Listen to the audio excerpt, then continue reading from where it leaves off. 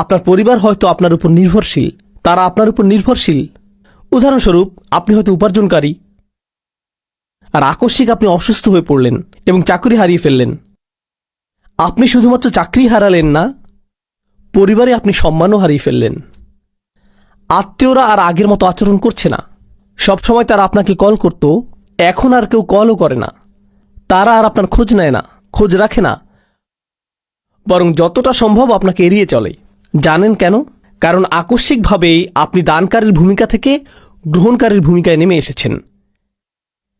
তাই কিছু চাইতে পারে এমন কারো থেকে মানুষ দূরে থাকতে চায়। এমনকি আমাদের পরিবারের ভিতরেই যদি এমনটা ঘটে, তাহলে অবস্থাটা কি হতে পারে যখন এই পরিসর বড় হয়ে সমাজ পর্যন্ত বিস্তৃত হয়? তখন কি ঘটে যখন মানুষ অনুভব করে যে কেউ তার কথা চিন্তা করে না?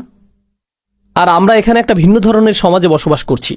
ইউনাইটেড স্টেটস কিন্তু ডেনমার্ক থেকে আলাদা, এটা জার্মানি থেকেও আলাদা, এমনকি এটা কানাডা থেকেও আলাদা। ইউনাইটেড স্টেটস সম্পর্কে এমন কিছু বলছি যা আপনারা নিজেরাও জানেন।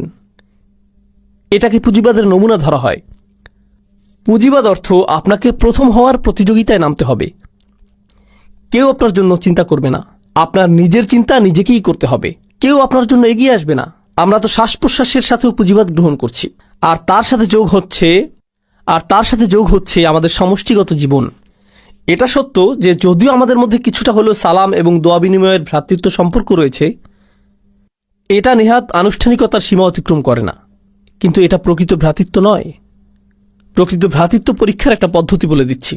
আমি যদি আসলেই সমস্যার মধ্য দিয়ে যাই, তৎক্ষণাৎ এমন কারো কথা কি মনে পড়ে যাকে আমি কল করতে পারি?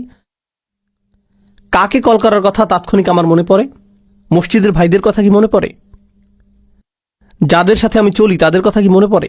কার কথা মনে পড়ে? আপনি যদি সেরকম কাউকে পান, তাহলে আপনার জীবনে কিছুটা ভ্রাতৃত্ব রয়েছে।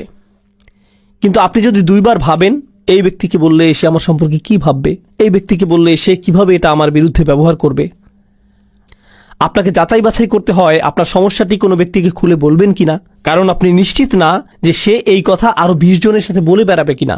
তখন আপনি ঈদের দিনে উত্তপ্ত আলোচনার বস্তুতে পরিণত হবেন। জানেন ওই ভাইটি আমাকে কি বলেছে, কি ঘটেছে তার সাথে? ও মাই গড! আপনি অন্য কারো উপভোগের গল্পে পরিণত হতে চান না, এই জন্য নিজের মুখ বন্ধ রাখেন।